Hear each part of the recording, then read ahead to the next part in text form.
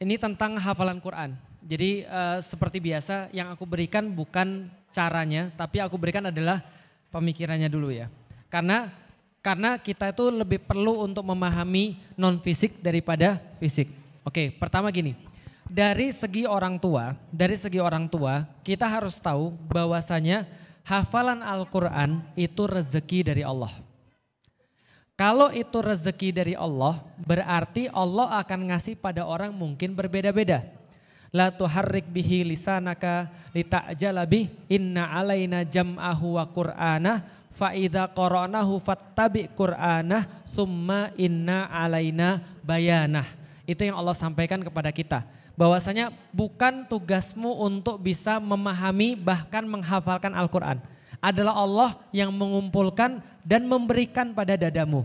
Dan ketika kamu sudah baca, sudah mendengar, ulangi bacaannya, tugas Allah lah yang mengumpulkan dan menjelaskan artinya. Jelas sampai di sini jelas ya? Berarti yang namanya hafalan Quran adalah rezeki dari Allah. Itu pemahaman untuk siapa? Orang tua, bukan untuk anak. Jangan kasih tahu anak, nanti anaknya males. Jelas ya, nanti mereka bilang terus, ibu kan sudah tahu hafalan Quran itu kan rezeki dari Allah. Iya, hafalan Quran rezeki dari Allah, itu buat ibunya. Jadi ibunya nggak ngepus anaknya lebih daripada yang seharusnya. Oke, tugas anaknya memahami pemikiran bahwa menghafal Al-Quran adalah kewajiban dia mengikuti musyrifah atau musyrifnya. Mengikuti penanggung jawabnya. Itu tugas dia. Contoh, kalau dia sudah punya penanggung jawab, musyrif itu untuk laki-laki, musyrifah untuk perempuan biasanya, maka dia akan ngasih dosis. Maka gurunya akan ngasih dosis. Kewajiban anak itu mengikuti dosis dari gurunya. Karena nanti akan saya jelasin keberkahan guru namanya. Guru itu kalau sudah ngasih sesuatu, ikutin saja, nanti Allah ngasih keberkahannya.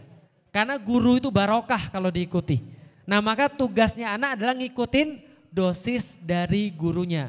Gurunya bilang, kamu bacanya habis maghrib 2 halaman 17 kali. Ikutin aja udah. Yang penting ikutin. Nah kalau dia sudah ngikutin, sudah benar-benar maksimal dan musrifahnya juga sudah bilang, iya anak ini sudah maksimal. Maka dapatnya baru 1 ayat, 2 ayat, ya sudah itu rezekinya begitu. Bisa dipahami ya. Jadi jangan merasa juga senewan atau jangan merasa sedih. Itu anak-anak yang lain 10 tahun sudah 30 juz Ustadz. Jangan dibanding-bandingin. Hafalan Quran adalah rezeki. Itu buat kita aja ya, bukan buat anak-anak ya. Makanya anakku di sekolah tahfiz sudah 1 SMA, alhamdulillah. Ada temennya yang tahun kedua sudah hafal, ada temennya yang tahun keempat sudah hafal. Aku mah biasa aja. Kenapa? Aku nggak pernah nanya pada anakku, C udah berapa juz? Enggak. Aku cuma nanya, C kemarin sudah berapa juz? Tapi bukan nanyanya beban. Tapi nanyanya kemarin baru ini ya juz iya ya dan segala macam. Tapi aku nggak pernah, C udah berapa juz? Kenapa baru segini juz? Enggak. Karena aku tahu itu adalah sebuah rezeki. Yang aku tanya adalah musyrifahnya nyuruh apa? Kamu sudah maksimal belum? Kamu sudah melakukan belum? Bisa dipahami ya. Nah itu adalah yang paling penting. Nah jadi kalau caranya mah insya Allah musyrifahnya lebih tahu daripada saya. Itu sudah pasti. Mereka yang di dalam Al-Quran itu sudah punya resep masing-masing. Ada yang baca 17 kali, ada yang 17 kali 4, ada yang baca dari belakang, ada di depan, ada setiap awal surat. Ya semua punya cara masing-masing ya. Ustadz Adi Hidayat punya cara sendiri juga sampai buat metodenya. Jadi aku bilang siapalah aku kalau untuk mengajari orang untuk menghafal Al-Quran. Tapi kalau mindsetnya itu seperti tadi. Hafalan Al-Quran itu seperti sebuah rezeki. Dan ingat ada orang gak hafal belum tentu dia tidak dikasih karomah Al-Quran. Ada 2 cerita yang aku mau ceritain. Satu cerita yang jauh. Ada seorang, aku lupa siapa namanya. Inilah namanya udah tua dan maksiat ya, pelupa. Aku lupa namanya Yusuf siapa kalau nggak salah itu. Ada filmnya di internet judulnya The Man Who Stopped the Desert. Jadi manusia yang menghentikan padang pasir. Ini ada seorang laki-laki namanya Yusuf siapa aku lupa, tapi cari aja pokoknya. The Man Who Stopped the Desert itu judul filmnya. Film dokumenter yang buat BBC. Menarik ketika aku lihat film itu, dia nyantri di Mali kalau nggak salah. Orang Afrika nyantrinya di Mali, nyantri tahfiz Quran. Cuma dia ini agak apa ya, dia tuh bingung. Saya tuh udah berusaha, teman-temannya ya sama usahanya, tapi nggak apal-apal dia.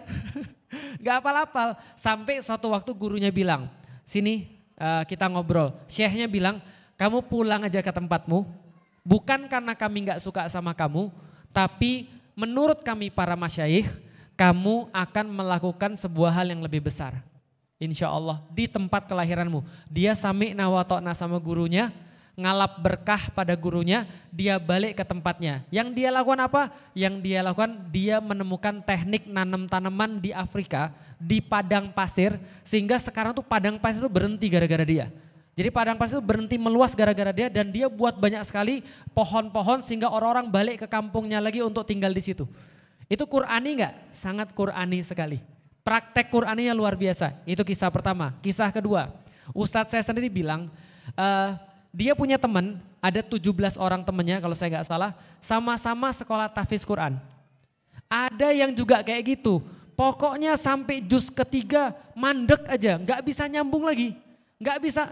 Ada yang juz 11 mandek nggak bisa nyambung lagi. Akhirnya cuma beberapa orang yang nyelesain tahfiznya sampai 30 juz mutqin, yang lain dikeluarin lebih tepatnya.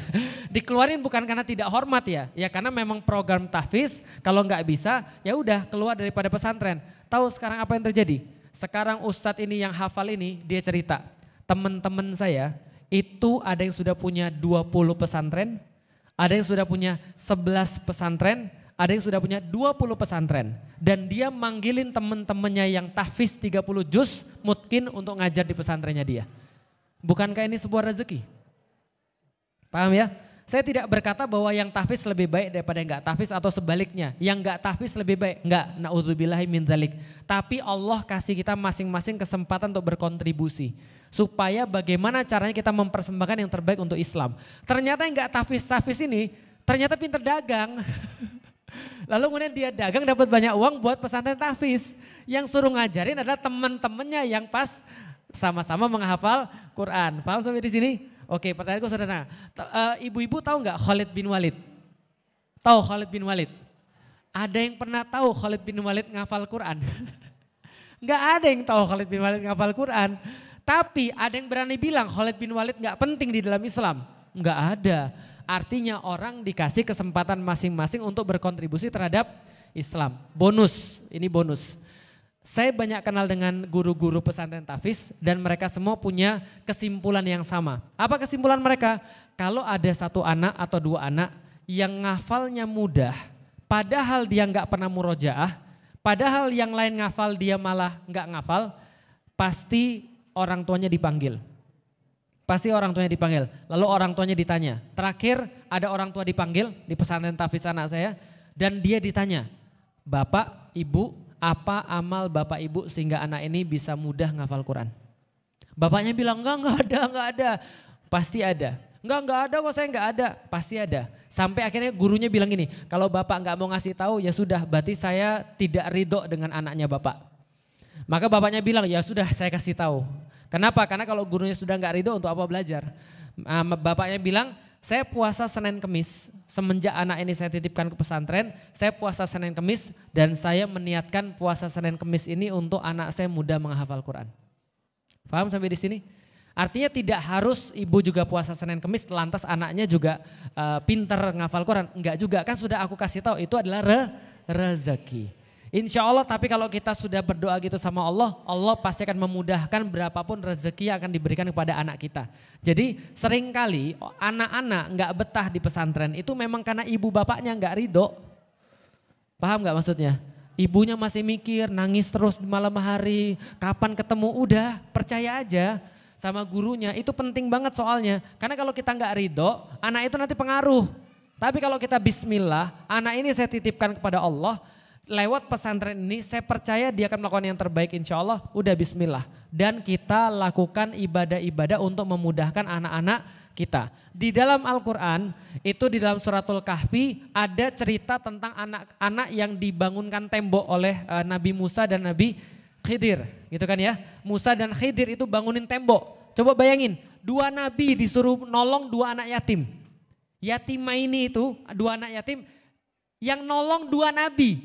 Coba, bukan orang biasa yang nolong, 2 nabi. Kenapa mereka bisa ditolong oleh 2 nabi? Allah sampaikan di dalam Al-Quran, wa kana abuhuma soliha. Maka kedua bapak ibunya itu soleh.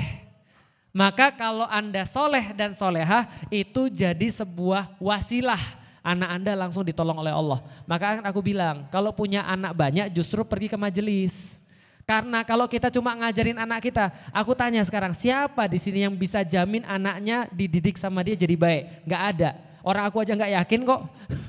Aku bertanya sama istriku terus, anak kita jadi apa ya ke depan? Tapi lewat wasilah kita doa, ya Allah aku sudah coba untuk ngisi kajian, berdakwah amar ma'ruf nahi munkar. Mudah-mudahan Allah tolong anak saya. Itu maksud saya, mudah-mudahan Allah tolong bapak ibu saya masuk Islam. Kira-kira begitu, paham ya? Nah jadi itu adalah yang bisa dilakukan untuk anak-anak yang bisa yang lagi menghafalkan Al-Quran.